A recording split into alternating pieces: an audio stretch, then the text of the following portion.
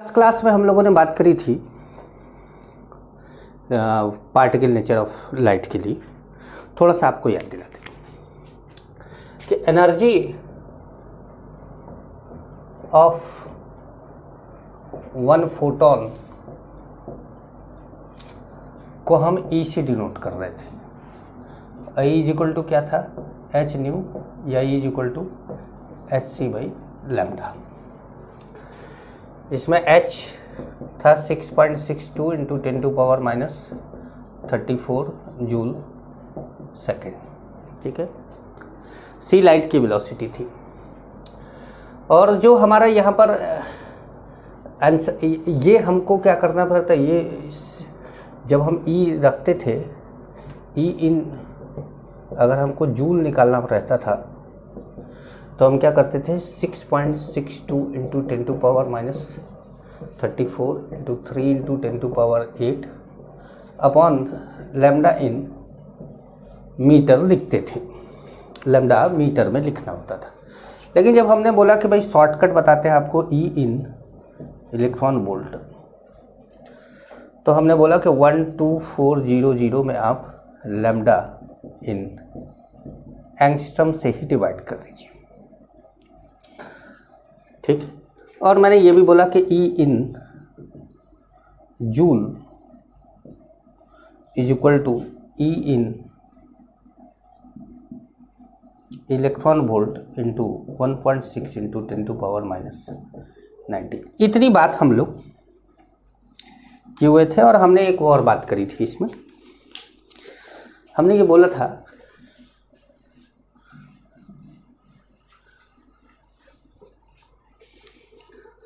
Total energy emitted और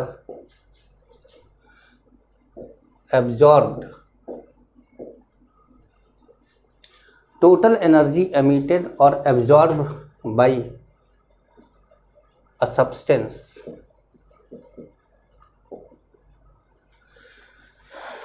ठीक है भाई, टोटल एनर्जी एमिटेड और absorb by a substance, substance source भी हो सकता है, जैसे बल्ब हो सकता है कोई, या कोई भी चीज हो सकती है, वो होगा energy of one photon into number of photon. एक फोटोन की एनर्जी आप कैसे निकालेंगे? एक फोटोन की एनर्जी का निकालने का ये तरीका है, और तरीका है एच सी बाई लैम्डा। चाहे ऐसे निकाल लीजिए, चाहे ऐसे निकाल लीजिए। ये निकालेंगे इलेक्ट्रॉन वोल्ट में निकलेगा, जूल में कन्वर्ट करने के लिए ऐसे करना पड़ेगा। ये आप डायरेक्ट जूल में निकाल लेंगे। तो नंबर ऑफ फोटोन, तो आप ये समझ लीजिए कि ये आपके पास एक फॉर्मूला है। इस फॉर्मूले से आप क्वेश्चन को सॉल्व करेंगे। समझ गए? चलिए, तो आगे बढ़ा जाए। एक क्वेश्चन देते हैं आपको, है ना, ये याद रखिएगा, ये याद रखिएगा।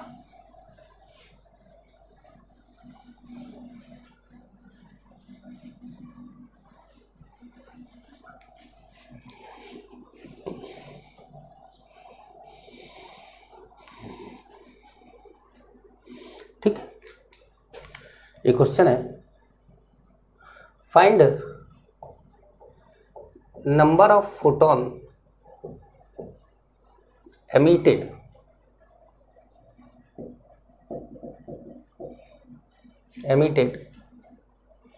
of wavelength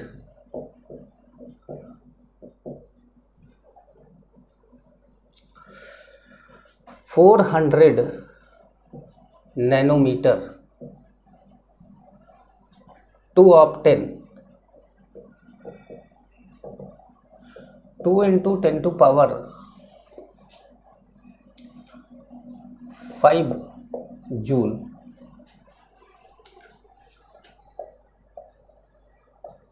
energy.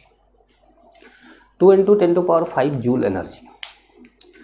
तो अगर हम इसका सॉल्यूशन लिखें देखिए, मैंने आपको पिछली क्लास में भी बोला था कि आप अगर खुद सॉल्यूशन लिख सकते हैं तो लिखिए, लेकिन आप 1 घंटे का वीडियो 1 घंटे में ही डन करके रख देते हैं। इसका मतलब ये है कि आप बिल्कुल भी इस बात पे ध्यान नहीं देते कि आपको भी कुछ करना चाहिए।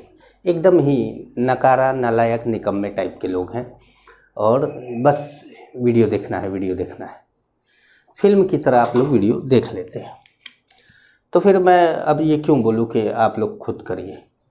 जिसको करना होगा वो अपना वीडियो रोक के करेगा। तो जो टोटल एनर्जी है हमारे पास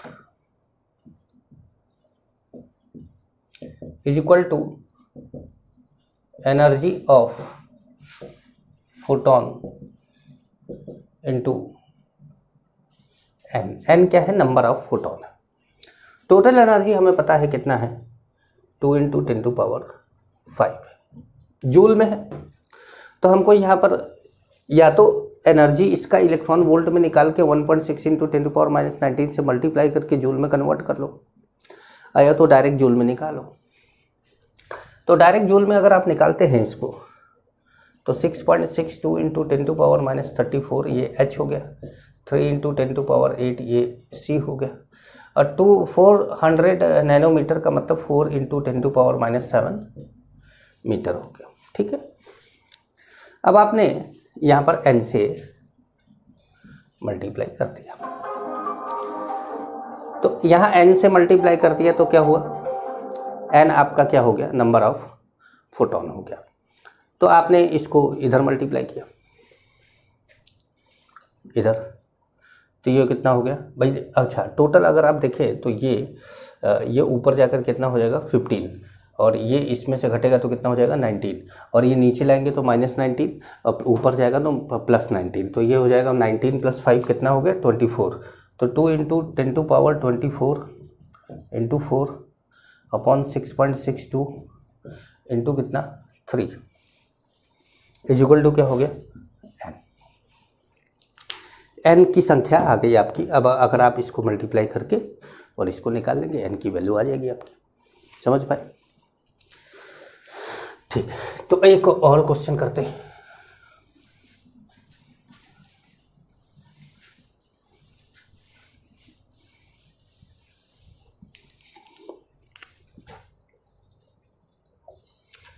find ratio of wavelength of 2 different photon with energy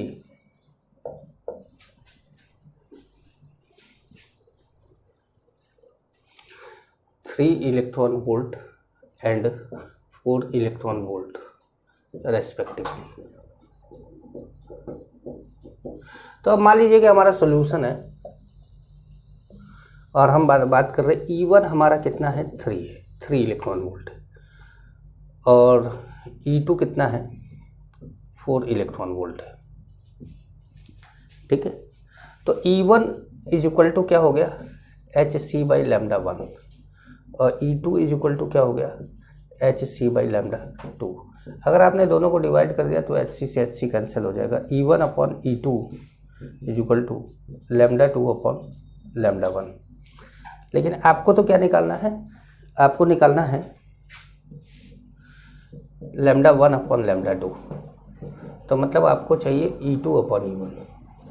E2 कितना है 4 है, E1 कितना है 3 है, तो यहाँ आ जाएगा 4/3। ये रेशियो आ गया आपका। समझ पाए? चलिए एक और क्वेश्चन लेते हैं। कुछ क्वेश्चन कराने आप लोगों को, प्रैक्टिस हो जाएगी आप लोगों की।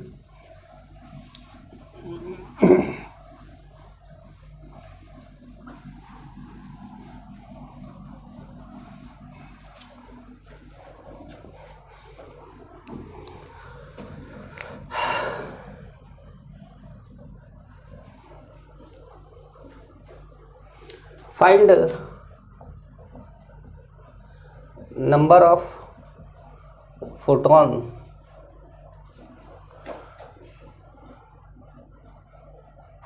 of wavelength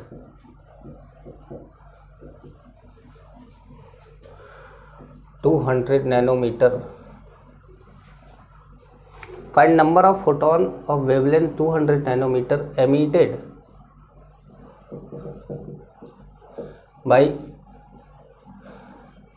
a 60 watt bulb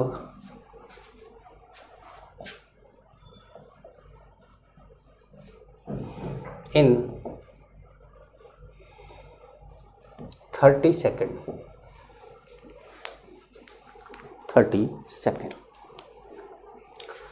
तो देखिए हमारा सॉल्यूशन, पहले सॉल्यूशन लिखिए. तो पहले ये जानिए कि ये जो बल्ब का पावर दिया हुआ है, ये 60 वाट का मतलब बल्ब का पावर दिया हुआ है. तो एनर्जी इज इक्वल टू होता है power into time in second. ये ध्यान रखिएगा, टाइम हमेशा किस में लेना है आपको, सेकेंड में लेना है. ये फॉर्मूला होता है. अब टोटल एनर्जी जो बल्ब एमिट कर रहा है वो कितना है, 60 इंटू 30. 60 इंटू 30 मतलब 6 इंटू 3 80, 1800 जूल हो गया. 1800 जूल एनर्जी ये एमिट किया है. अब बताना है आपको कि कितने फोटॉन है. तो फोटॉन के लिए आपको क्या करना है, total energy emitted is equal to energy of one photon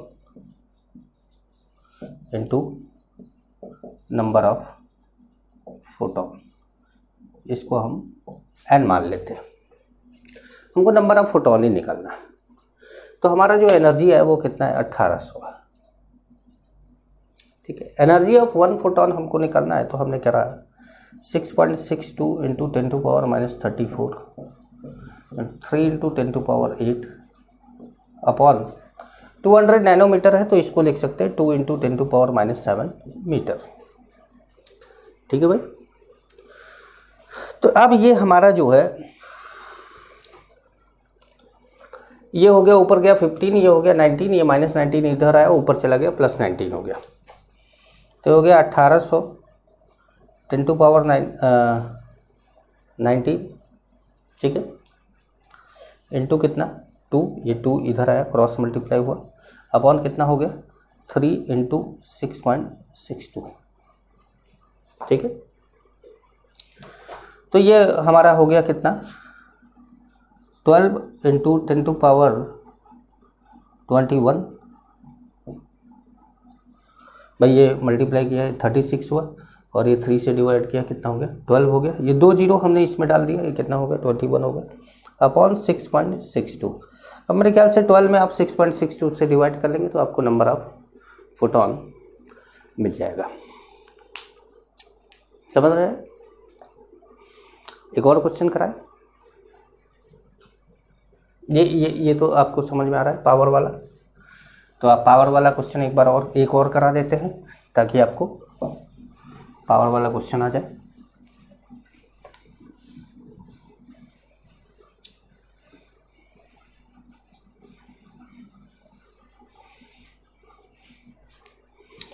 ठीक है.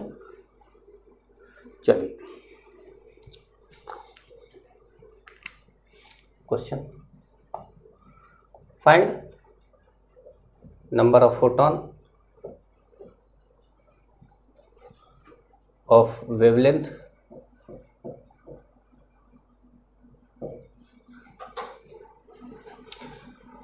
3000 angstrom of wavelength 3000 angstrom emitted by a 100 watt bulb emitted by a 100 watt bulb per second. ठीक है. The efficiency of bulb is 50% only. Bulb की efficiency कितनी है? 50% है। इसका मतलब है कि आप 100 वाट का बल्ब जला रहे हैं तो वो काम कितने वाट के बल्ब का कर रहा है? 50 वाट के बल्ब का, क्योंकि उसकी एफिशिएंसी कितनी है? 100 है।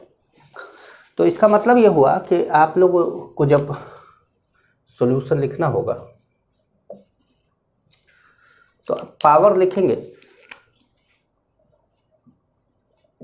पावर, तो पावर कितना हो जाएगा? 100 इंटू 1/2, और 50% है तो 1/2, तो कितना हो गया? 50। ठीक है। एनर्जी एमिटेड बाय बल्ब, तो 50 इंटू 1 टाइम, भाई एनर्जी क्या है? पावर इंटू टाइम, टाइम कितना है? पर सेकेंड, मतलब 1 सेकेंड, तो हो गया 50, मतलब 50 जूल हो गया। ठीक है, यहाँ तक समझ में आया? तो 50 जूल हो गया, तो 50 जूल टोटल एनर्जी हो गया। एक फोटोन की एनर्जी कितनी हो गई? 6.62 into 10 to power minus 34 into 3 into 10 to power 8 upon 3000, मतलब 3 इंटू 10 टू पावर माइनस 7। ठीक है, इंटू कितना? n, n क्या है? Number of photon. तो ये 3 से 3 कैंसिल हो गया, ये ऊपर गया 15 हो गया, ये 19 हो गया, ये नीचे आया कितना हो गया? नीचे 10 टू पावर माइनस 19, ऊपर चला गया कितना हो गया? 10 टू पावर 19 हो गया। तो हो गया 50 इंटू 10 टू पावर 19 अपॉन 6.62, 6.62। तो हमारा ये 6.62 हो गया, ये 20/, एक्चुअली अगर इसको देखा जाए तो ये 20/3 है। आप 6.62 को सॉल्व ना कर पाए तो ध्यान रखिएगा कि 6.62 को आप 20/3 करके सॉल्व कर लीजिएगा, थोड़ा फास्ट हो जाएगा आपका प्रोसेस, थोड़ा फास्ट हो जाएगा। तो 6.62 को आप 20/3 जैसे ही करेंगे, ये 20 नीचे आएगा और 3 ऊपर जाएगा, तो 3 ऊपर जाएगा तो कितना हो जाएगा? 150 हो जाएगा, और नीचे 20 हो जाएगा। तो ये फिर 0 से 0 काट दो, ऊपर 15 नीचे 2, 7.5 इंटू 10 टू पावर कितना आ जाएगा? 19। तो ये एक वैल्यू आ जाती है, एग्जैक्ट वैल्यू नहीं आती है, लेकिन क्या है, आपका काम चलता है, आप आंसर ढूंढ लेते हैं।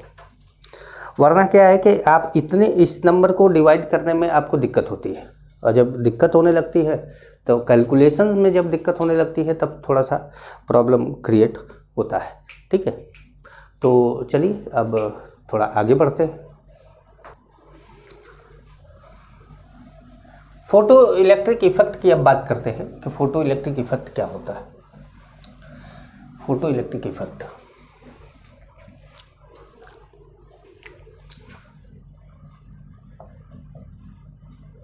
फोटो इलेक्ट्रिक इफेक्ट,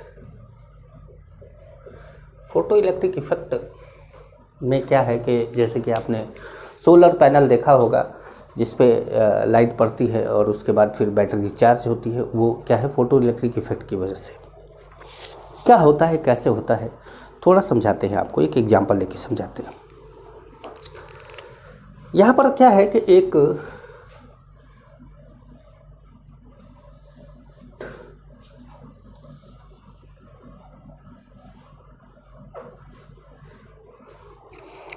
एक मेटालिक प्लेट ले ली जाती है,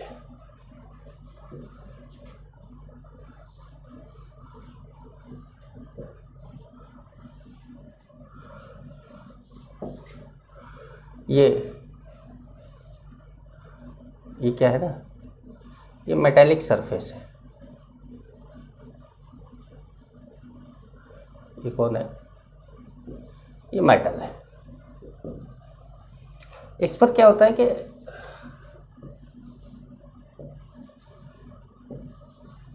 लाइट पड़ता है, इसमें लाइट पड़ती है, सनलाइट या लाइट, जो भी आप अलग तरीके से भी चेक कर सकते हैं इसको। तो सनलाइट मान लीजिए इस पर पड़ता है, तो सनलाइट पड़ता है तो यहाँ से क्या होता है कि इलेक्ट्रॉन निकलता है। जिसकी कुछ v वेलोसिटी होती है और ये इस तरफ जाता है। इससे ये एक सर्किट को क्या करता है, पूरा करता है। ये जो इलेक्ट्रॉन है, इस इलेक्ट्रॉन का नाम फोटो इलेक्ट्रॉन है और इस पूरे अरेंजमेंट को बोला जाता है फोटो सेल। ये हमारा हो गया क्या, फोटो सेल, और ये हो गया क्या, फोटो इलेक्ट्रॉन। मतलब लाइट के वजह से जो इलेक्ट्रॉन निकला है उसको बोला गया फोटो इलेक्ट्रॉन, और उसकी अपनी क्या है, वेलोसिटी है, जो इस वेलोसिटी से वो उस तरफ जा रहा है। ये वेलोसिटी लाइट की वेलोसिटी नहीं है, इलेक्ट्रॉन वाली जो वेलोसिटी है ये लाइट की वेलोसिटी नहीं है, ये कोई वैल्यू होगी जो दी जाएगी आपको। अब इसमें ये फोटो इलेक्ट्रॉन इस तरफ ट्रेवल करता है, सर्किट पूरा होता है, बैटरी चार्ज होती है। लेकिन इसमें एक बात है जो मैं आपको थोड़ा सा एक सोशल एग्जांपल लेके समझाता हूँ। मान लीजिए कि आपके पास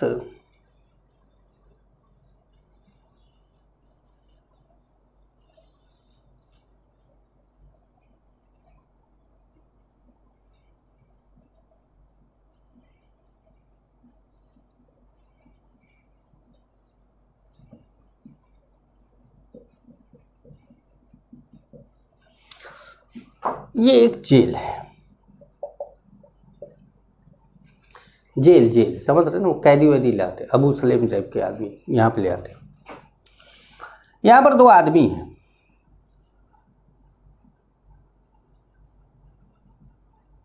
मुस्कुराता हुआ ये आदमी और ये दूसरा,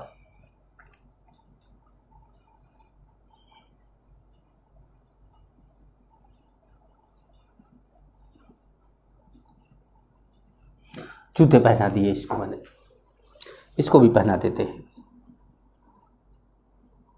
चलो दोनों को जूते पहना दिए। अब इस आदमी का नाम है ए और इसका नाम है बी। नाम कुछ रखेंगे तो आप बुरा मान जाएंगे, इसलिए हमने जो है इसका ऐसे ही नाम रख दिया ए बी। दोनों की मंशा है, इस विचार है कि इस जेल से भागा जाए, लेकिन ये दरवाज़ा है, दरवाजे से नहीं भाग सकते क्योंकि यहाँ पर ढेर सारे गार्ड रहते हैं। तो इन लोगों ने सोचा कि क्यों ना दीवार को फांद के कूद जाया जाए। ये सरफेस है, ठीक है। तो ये जो है कूदे,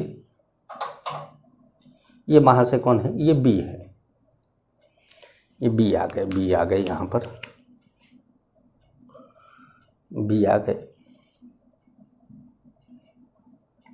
कूदने के बाद थोड़ा सा चेहरा और खिल गया इनका, बी आ गए हमारे, ये हमारी पार्टी है बी। और वैसे ही जब ए भी कूदे यहीं से, और जो है मतलब ए भी कूदे ऐसे ही रहे होंगे इधर से जाके, पर थोड़ी दूर है तो मैंने ऐसे दिखा दिया। तो अब ये ए वाले जो भाई साहब हैं ये भी यहाँ पर आ गए। ये कम मुस्कुरा रहे हैं क्योंकि कारण आपको अभी पता चलेगा, कारण आपको पता चलेगा। एक्चुअली क्या है कि अब जब ये जो ए भाई साहब हैं हमारे, इनका दोस्त आया है,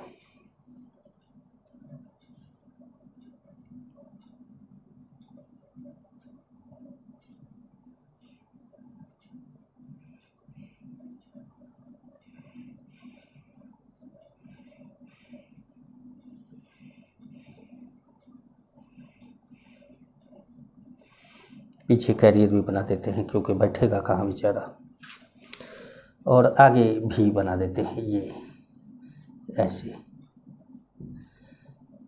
ताकि ये जो है लग जाए। और ये आपका पौड़ी मारने के लिए है, साइकिल है इनके पास, इनको साइकिल से भागना है। ये भी वन वेलोसिटी से यहाँ से भागेंगे। जो ये भाई साहब है बी, इनके लिए थोड़ा सा नीचे दिखा देते हैं। इनका भी उनकी पार्टी का भी आदमी आया है, चमचमाती हुई कार लेकर।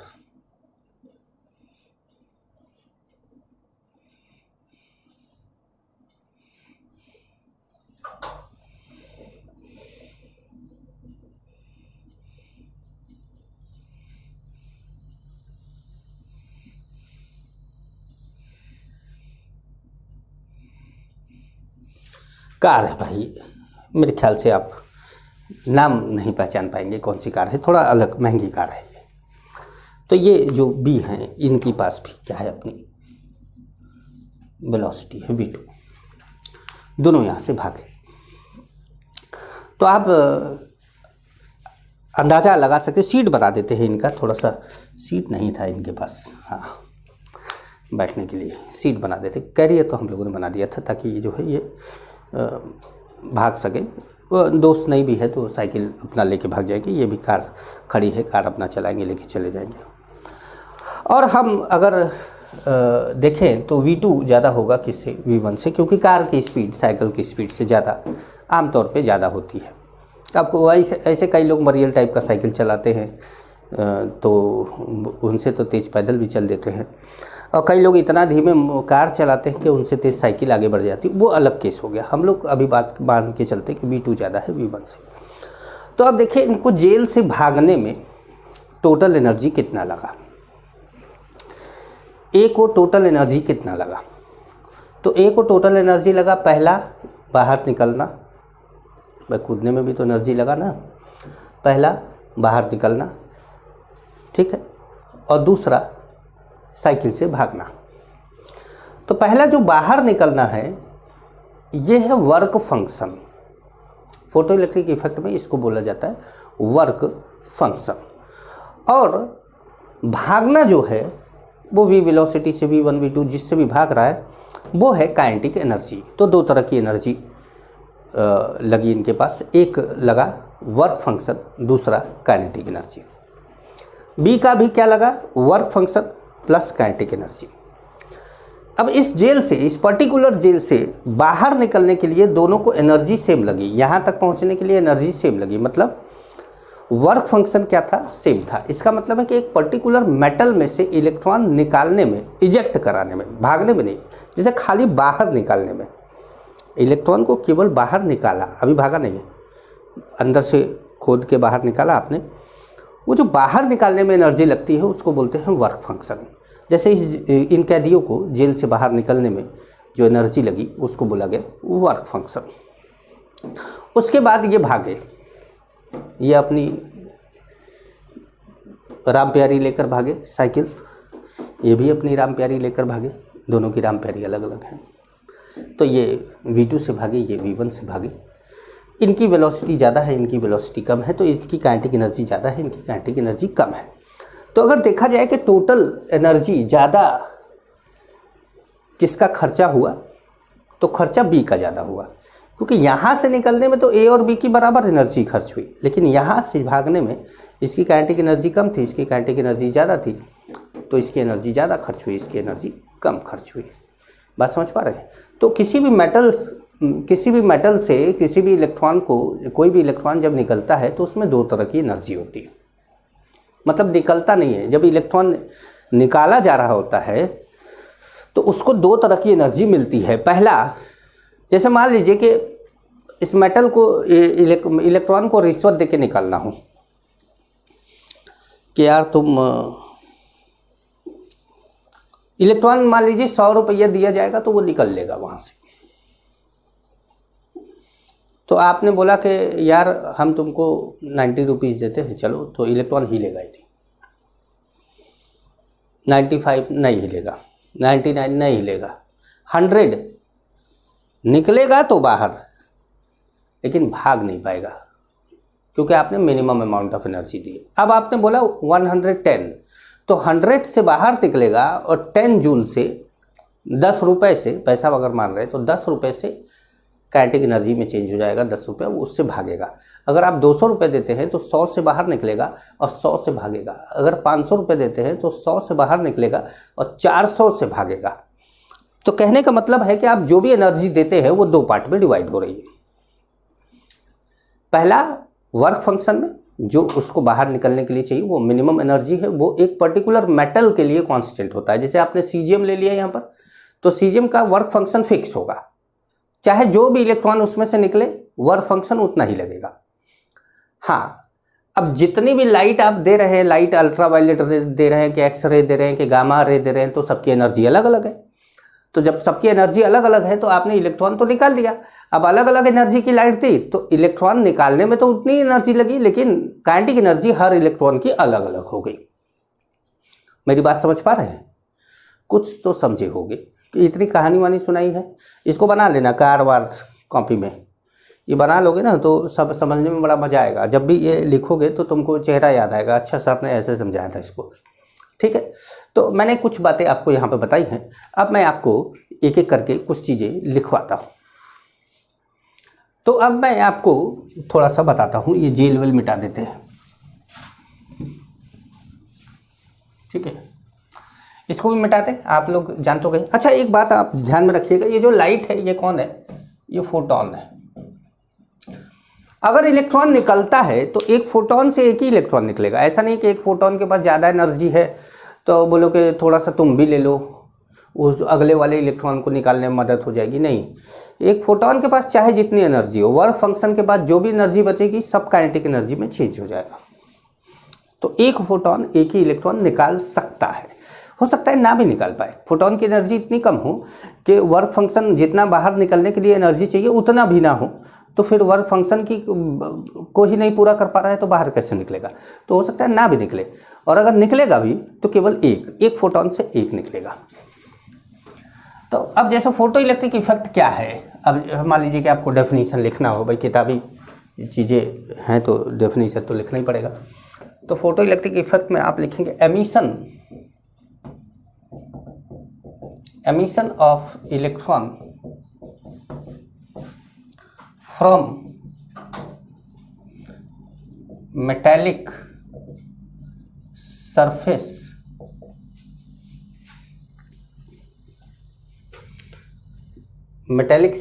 when photon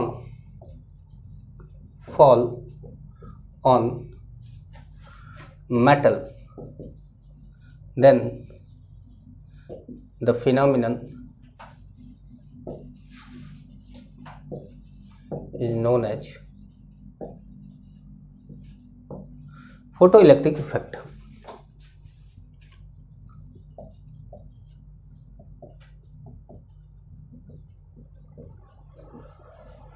फोटोइलेक्ट्रिक इफेक्ट, ठीक है। एनर्जी ऑफ फोटोन क्या है? वो है E, और वो क्या होगा? hc बाई कितना होगा? लैम्डा। ठीक है। दूसरा है हमारा वर्क फंक्शन। वर्क फंक्शन को कुछ किताबों में W से डिनोट करते हैं और कुछ किताबों में ऐसे जीरो बना के काट देते हैं, उसको फाई बोला जाता है। जीरो बना के बीच से काट देते हैं, फाई बोला जाता है। तो वर्क फंक्शन क्या है? The minimum energy required to eject an electron from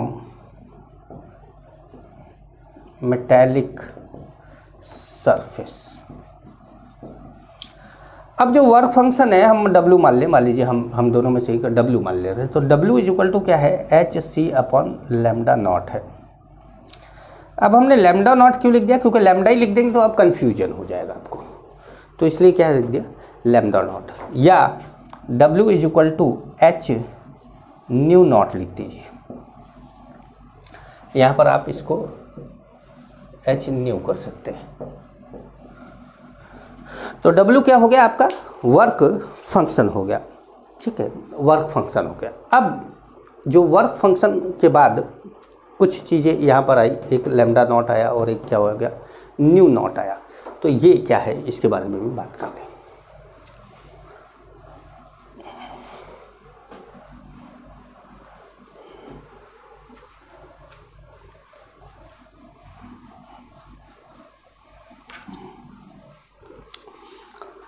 तो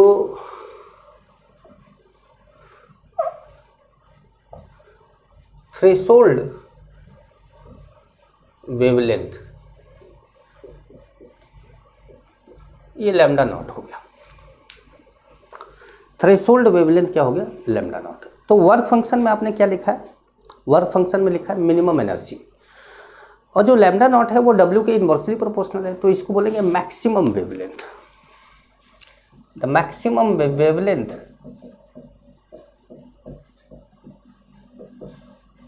maximum wavelength required to eject electron from metallic surface,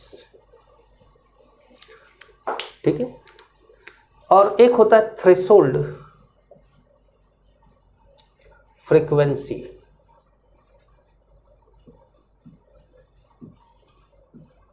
threshold frequency जो होता है वो ऐसे न्यू नॉट डिनोट किया जाता है।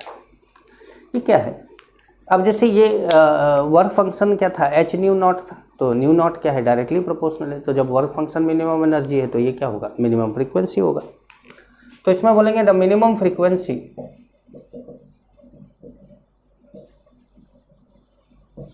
Required to eject electron from metallic surface, ठीक है। अब देखिए energy of photon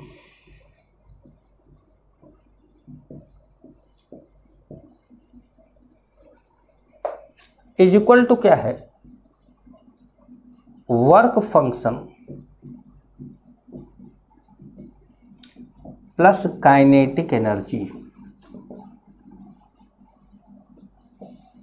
of electron. जैसे आपने जब एनर्जी दी लाइट के फॉर्म में, तो कुछ एनर्जी तो इलेक्ट्रॉन को बाहर निकलने में खर्च हुई, और जो बची हुई एनर्जी थी, उस फोटोन की जो बची हुई एनर्जी थी, उस एनर्जी से वो भागा। तो जो भागा वो क्या है, काइनेटिक एनर्जी है। जिससे निकला वो क्या है, वर्क फंक्शन है। लेकिन भागा और निकला दोनों ही एनर्जी का सोर्स तो कौन है, फोटोन है। तो वो क्या है, एनर्जी ऑफ फोटोन। तो एनर्जी ऑफ फोटोन को हम ई से डिनोट कर रहे हैं, आप जान ही रहे हैं।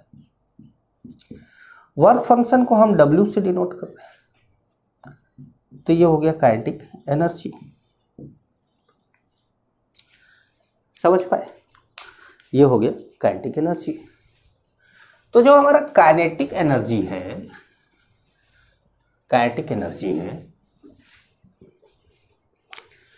Kinetic energy is equal to क्या बोल सकते हैं, E माइनस W। भाई ये इधर हो गया। काइनेटिक एनर्जी क्या है, हाफ mv² ही तो है। काइनेटिक एनर्जी हाफ m, ये क्या है, hc by lambda minus hc by lambda not. तो half mv² is equal to क्या बोल सकते हैं, hc 1/λ माइनस 1/λ नॉट। ये भी क्या है, एक फॉर्मूला हो गया आपके लिए।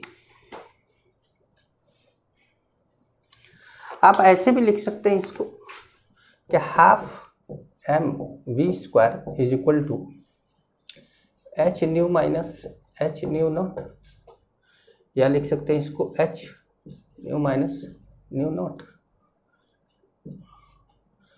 तो ये हाफ mv², तो ये भी क्या हो गया आपके लिए, एक फॉर्मूला हो गया। ठीक है। m क्या है, मास ऑफ इलेक्ट्रॉन, वो कितना होता है 9.1 इंटू 10⁻³ किलोग्राम। और v क्या है,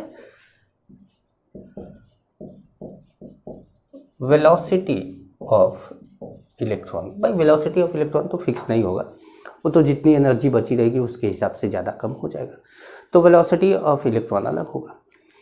ठीक है। तो हो सकता है कि आपको इस फॉर्म में दे, दोनों का भाई आपको फोटोन का wavelength and threshold wavelength they they, photon का वेवलेंथ थ्रेशोल्ड वेवलेंथ दे दे। हो सकता है फोटोन की फ्रीक्वेंसी एंड थ्रेशोल्ड फ्रीक्वेंसी दे दे।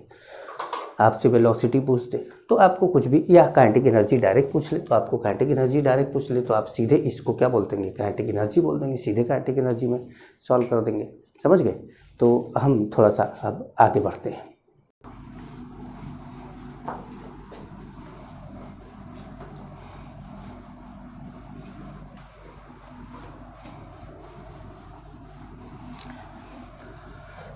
हाँ, तो आपने जाना कि काइनेटिक एनर्जी क्या है। और तो देखिए एक बात और आपको बता दें कि अगर E ज़्यादा है W से तो electron ejected with some kinetic energy, electron eject होगा और उसके पास क्या होगा, कुछ काइनेटिक एनर्जी होगी। अगर E is equal to W होगा तो electron just ejected, but Ke is equal to क्या होगा, लेकिन काइनेटिक एनर्जी 0 होगा। अगर E कम है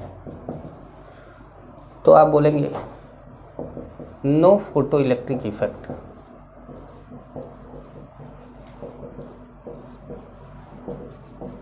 that is no electron ejected. कोई इलेक्ट्रॉन इजेक्ट नहीं होगा, कोई फोटो इलेक्ट्रिक इफेक्ट नहीं होगा, किसी प्रकार का भी कुछ भी फोटो इलेक्ट्रिक इफेक्ट यहाँ पर नहीं होगा। समझ पा रहे हैं? तो चलिए एक क्वेश्चन किया जाए इस पर।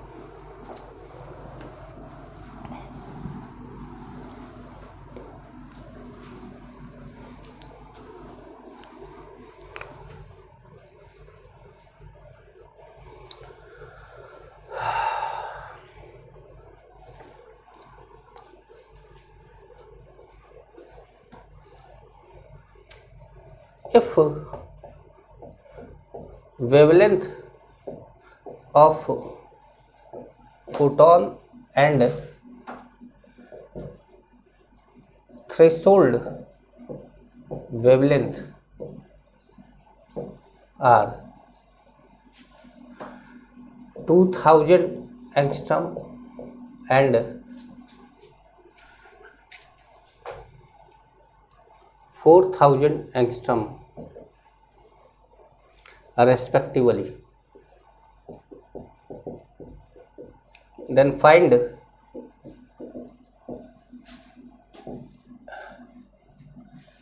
kinetic energy of electron in joule. Joule में काइनेटिक एनर्जी बताना है। थोड़ा आपको अजीब लगेगा लेकिन आइए देखते हैं। काइनेटिक एनर्जी सॉल्यूशन ले लेते हैं क्योंकि इलेक्ट्रॉन वोल्ट पे निकालना आसान था। चलिए इलेक्ट्रॉन वोल्ट पे ही निकाल लेते हैं। Kinetic energy is equal to क्या है, E माइनस W है।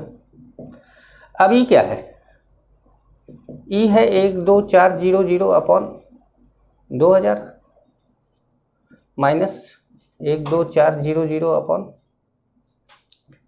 4000 है, 12400 4000 2000। तो अब इसमें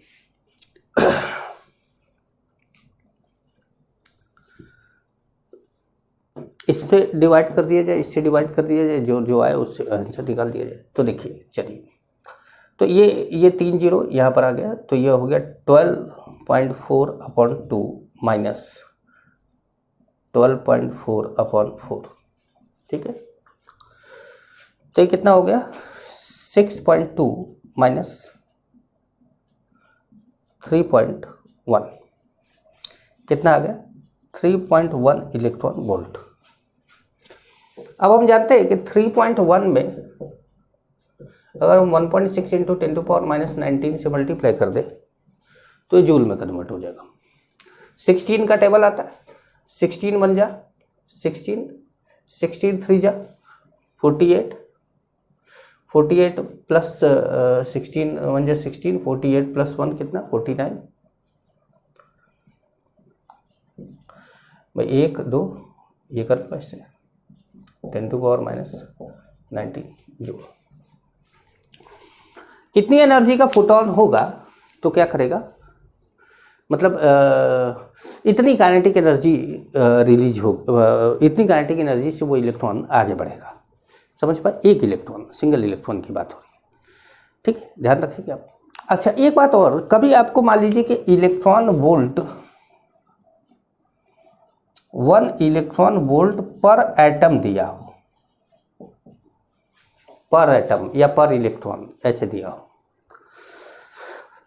तो आप इसको भाई इलेक्ट्रॉन वोल्ट को जूल में कैसे कन्वर्ट करते हैं आप, 1.6 इंटू 10⁻⁻19 से मल्टीप्लाई करके, और मोल में कैसे कन्वर्ट करते हैं, एवोगाड्रो नंबर से मल्टीप्लाई करके। तो आप इसको बोल सकते हैं कि 1.6 इंटू 10⁻⁻19 इंटू 6.022 इंटू 10⁻23, आप इससे मल्टीप्लाई करिए, 96.36 किलो जूल पर मोल है 1 इलेक्ट्रॉन वोल्ट पर एटम। फॉर्मूला आप चाहें तो याद कर सकते हैं, नहीं तो निकालना पड़ेगा आपको हमेशा। कभी मान लीजिए कि पर मोल पूछ दे तो, और वैसे जब पूछेगा तब ज़रूरत पड़े तो ज़्यादा अच्छा है, तब सिखाएं तो ज़्यादा अच्छा है। अभी तो मैं क्या है कि एडवांस में सिखा दे रहा हूँ आपको, ठीक है। तो थोड़ा सा आगे बात करें, इंटेंसिटी की बात करें, ठीक है। तो इंटेंसिटी की बात करते हैं।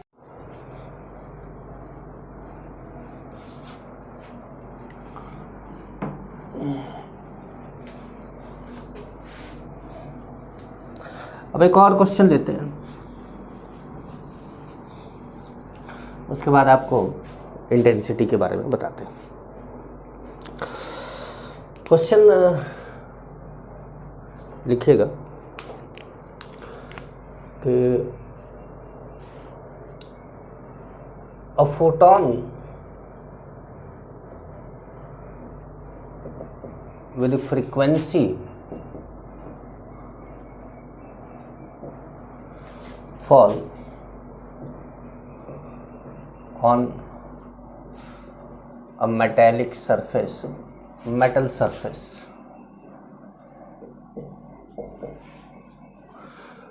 a photon with frequency बता देते हैं,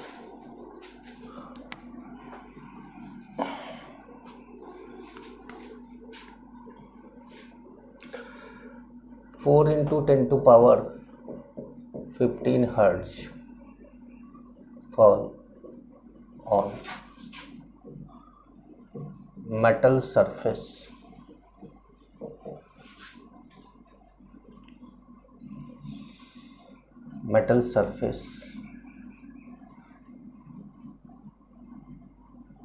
and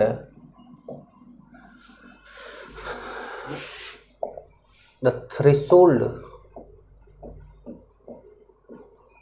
frequency of metal is 2 into 10⁻15 hertz. Find velocity of photoelectron. अब आपको वेलोसिटी बतानी है फोटो इलेक्ट्रॉन की, तो हमारे पास फॉर्मूला है kinetic energy is equal to E minus W. Solution ले लेते हैं यहाँ से, आप अगर खुद कर सकते हैं तो करिएगा। काइनेटिक एनर्जी क्या है, half mv² is equal to, ये क्या है, h nu minus h nu not. Lambda दिया होता तो लेमडा वाले कॉन्सेप्ट में लिखते हैं, न्यू दिया है तो फ्रीक्वेंसी दिया है तो फ्रीक्वेंसी वाले में लिख रहे हैं। अब यहाँ पर हो गया ये 6, h को कॉमन ले लिया, ये हो गया न्यू माइनस न्यू नॉट, ये हो गया 6.62 इंटू, अभी h रहने देते हैं, इसकी वैल्यू रखते हैं 4 इंटू 10⁻15 माइनस 2 इंटू 10⁻15, तो ये आ गया h into 2 into 10 to power 15 is equal to half mv²। ठीक है बच्चों, तो ये इधर मल्टीप्लाई हो जाएगा, तो हो जाएगा h को लिख देते हैं 6.62 into 10 to power minus 34 into 4 into 10 to power 15। ये हो गया भाई, ये 2 इधर गया तो ये 4 हो गया ना, 4 हो गया अपॉन m।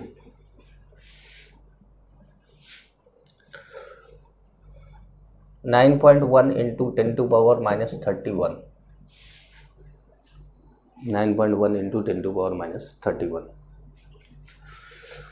तो हमारा 10 टू पावर माइनस 31 और ये कितना है, 10 टू पावर माइनस 34 है।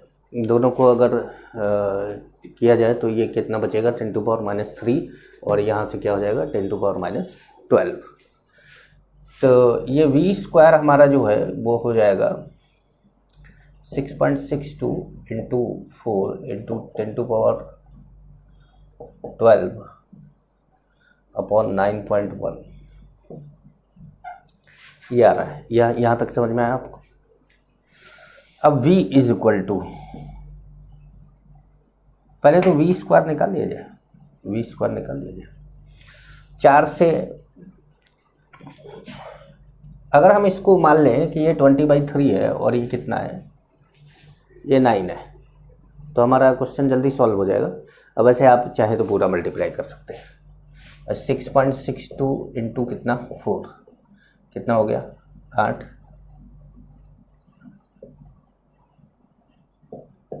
ये 9.1 से डिवाइड कर दिए। ठीक है, तो 9.1 से डिवाइड किया आप, या आपने क्या करा कि ये पॉइंट हटा दिया और यहाँ पर ऐसे बना दिया, 91 से डिवाइड कर दिया तो 2,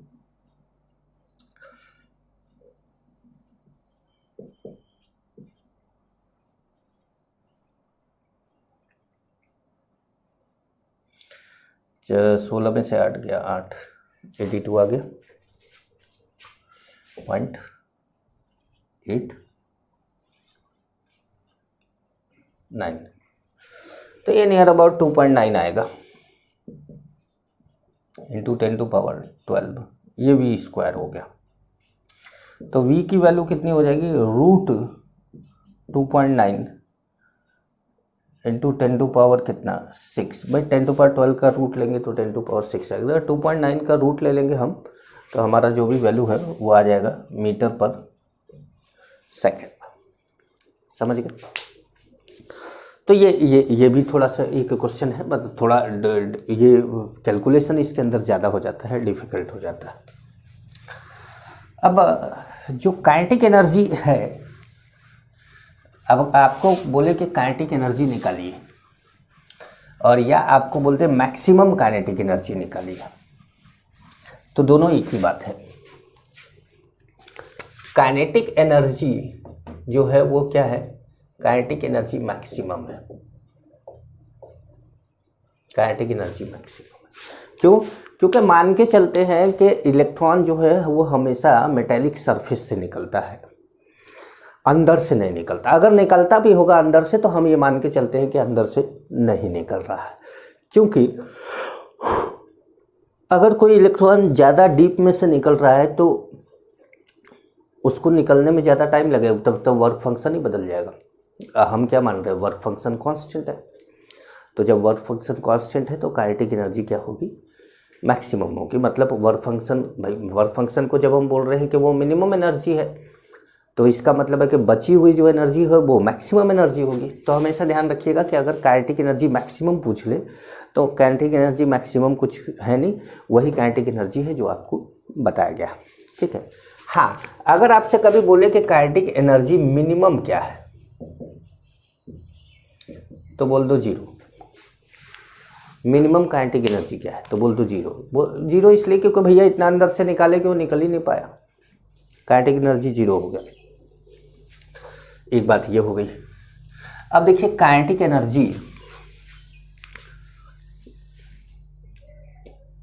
एनर्जी वर्सेस फ्रीक्वेंसी पर ग्राफ ड्रॉ कर लिया जाए। तो काइनेटिक एनर्जी वर्सेस फ्रीक्वेंसी पर अगर आप ग्राफ ड्रॉ करेंगे तो वो ग्राफ कुछ ऐसे आएगा। देखिए मैं बता दूं आपको,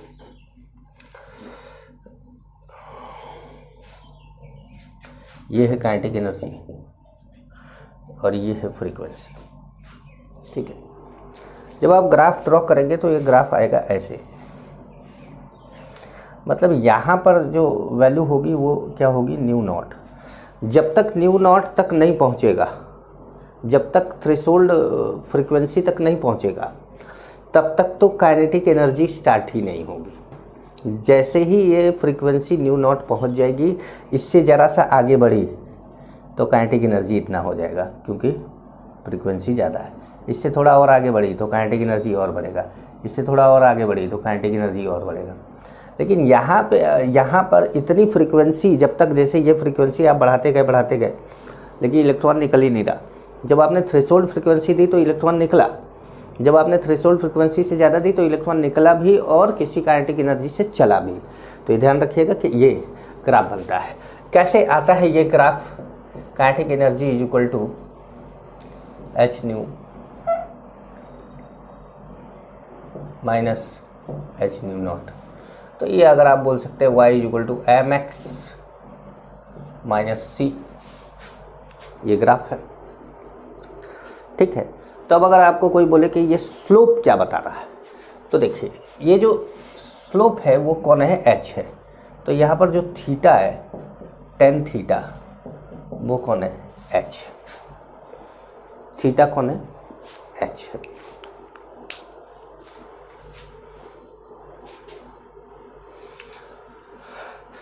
चले आगे बताएं आपको। तो ये ग्राफ समझ में आ गया होगा आप लोग को। अब एक टर्म आता है जिसको बोलते हैं हम इंटेंसिटी। एक टर्म आता है जिसको हम बोलते हैं इंटेंसिटी। इंटेंसिटी में इंटेंसिटी होता क्या है, पहले तो ये बता देते हैं आपको। इंटेंसिटी को हम आई से डिनोट करते हैं, ठीक है। ये है, it is the number of photon, it is the number of photon falling per unit area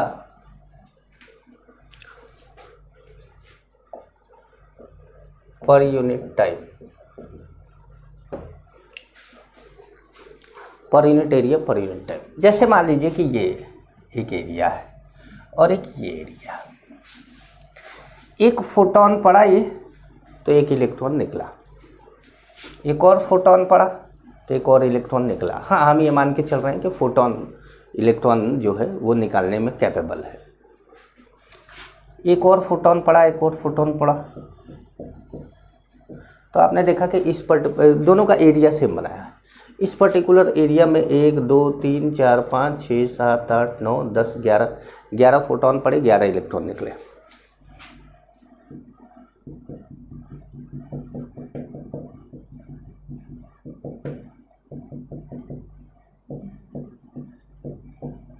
और इस पर्टिकुलर उतने ही एरिया में फोटोन की संख्या क्या हुई, बढ़ गई। लेकिन अगर इस को देखा जाए, इस इलेक्ट्रॉन को देखा जाए और यहाँ से ये जो फोटोन पड़ा है तो इस इलेक्ट्रॉन को देखा जाए, तो यहाँ काइनेटिक एनर्जी क्या होगी, यहाँ काइनेटिक एनर्जी मान लीजिए K1 है और यहाँ काइनेटिक एनर्जी K2 है, तो kinetic energy K1 is equal to kinetic energy K2 होगा।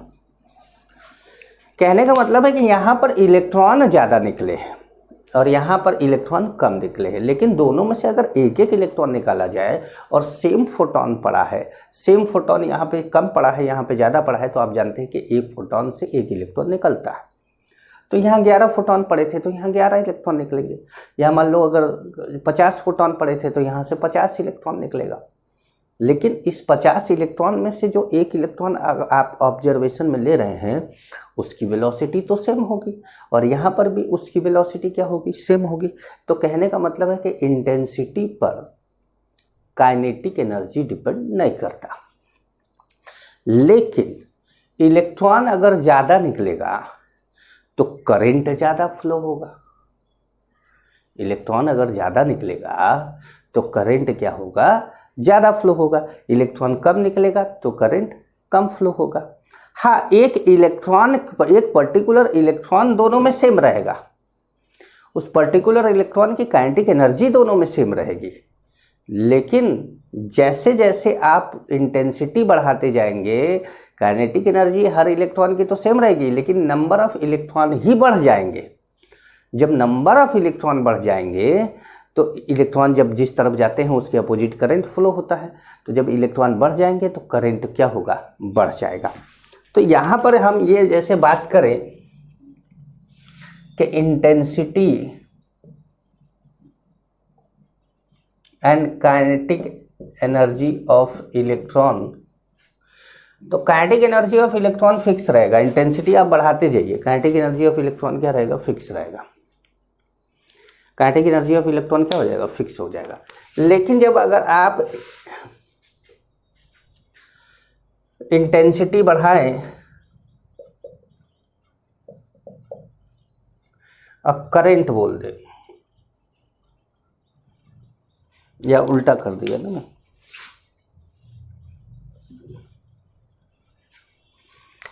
इंटेंसिटी, हमारे पास जगह क्यों कम है, हम इसको मिटा देते हैं, जगह ही जगह हो। यहाँ करंट कर देते हैं, करंट ना लिखकर इसको फोटो करंट बोल दिया जाए, क्योंकि फोटो इलेक्ट्रॉन की वजह से आ रहा है, और ये इंटेंसिटी। तो फोटॉन जितने बढ़ते जाएंगे करंट उतना ही क्या होता जाएगा, बढ़ता जाएगा। तो फोटो करंट डायरेक्टली प्रोपोर्शनल होगा, सीधे जो है जितना इंटेंसिटी बढ़ता जाएगा उतना फोटो इलेक्ट्रॉन निकलता जाएगा। लेकिन अगर ये पर्टिकुलर एक इलेक्ट्रॉन की बात हो रही है और यहाँ पर ढेर सारे इलेक्ट्रॉन की बात, तो जब पर्टिकुलर एक इलेक्ट्रॉन की बात हो रही है तो इंटेंसिटी चाहे जितना बढ़ा दो, फोटॉन की एनर्जी जब तक नहीं बढ़ेगी तब तक तो जो है, जैसे आप मान लीजिए कि एक बारिश की बूंदें पड़ रही है यहाँ पर और यहाँ पर, दो अलग अलग जगह पर। कभी कभी आप देखते हैं कि बारिश एक जगह पे बहुत कम हो रही होती है, दूसरी जगह पे बारिश बहुत ज़्यादा हो रही होती है। ये अपने ही घर में आप आमने सामने देखेंगे कि थोड़ा सा जो है आगे बारिश नहीं हो रही है या कम हो रही है और इधर बारिश ज़्यादा हो रही है, तो क्या हो रहा है, उस तरफ इंटेंसिटी जहाँ ज़्यादा हो रही है उस तरफ इंटेंसिटी ज़्यादा है, बारिश की बूंदों की पर यूनिट एरिया ड्रॉप जो है ज़्यादा पड़ रहे हैं, और जहाँ कम है वहाँ पर यूनिट एरिया ड्रॉप क्या हो रहे हैं, कम पड़ रहे हैं। तो जहाँ ज़्यादा पड़ रहे हैं वहाँ पर ज़्यादा भीग जाएगा, जहाँ कम पड़ रहे हैं वहाँ कम भीग जाएगा। लेकिन एक बूंद उधर का और इधर का बराबर होगा, दोनों का अगर एक एक ड्रॉप लिया जाए तो वो तो बराबर होगा। तो वही कह रहे हैं कि दोनों का एक एक फोटॉन लिया जाए तो वो तो बराबर होगा। ठीक है, तो अब हम बात करेंगे किसकी, बोर मॉडल की, हमारे अगले लेक्चर में।